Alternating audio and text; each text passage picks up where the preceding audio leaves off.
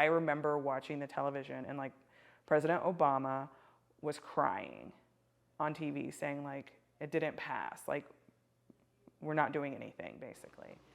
We all know how horrible school shootings are, but what do they affect that most people don't think about?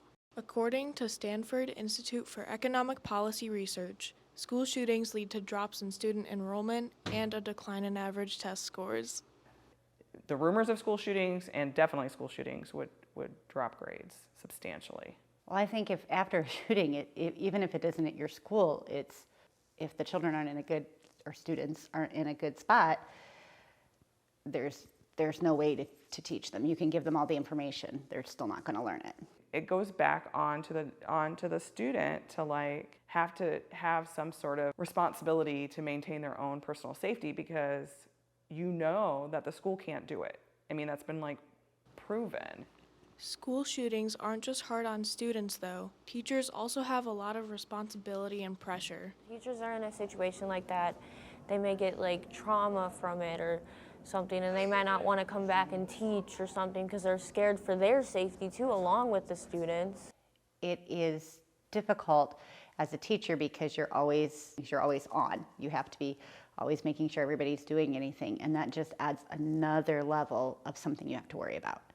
Teachers now have to become security officers, police officers, therapists. Everything that our society is ignoring has like basically fallen on the laps of teachers to try to figure out how to fix. Studies show that school shootings also lead to an increase in student absenteeism and the likelihood of needing to repeat a grade in the 2 following years. If there was a shooting at your school, if I was a student, I would probably never attend that school again, because how could you ever guarantee my safety again?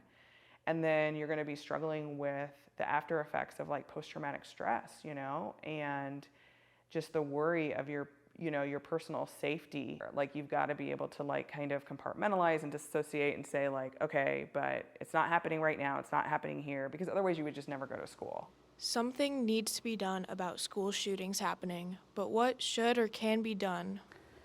We also need more mental health assistance for those people who are troubled so that they can have help and they don't have to feel like that's their only option is to go and have this violent reaction. Focus more on mental health than they do now, because it's really important, because your mental health is just as important as your physical health. We don't blame the violence, we blame they have a mental health issue.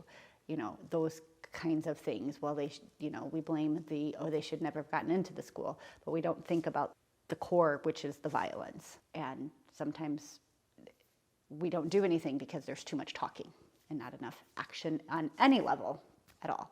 We've overcrowded schools. The children have so much pressure on them now.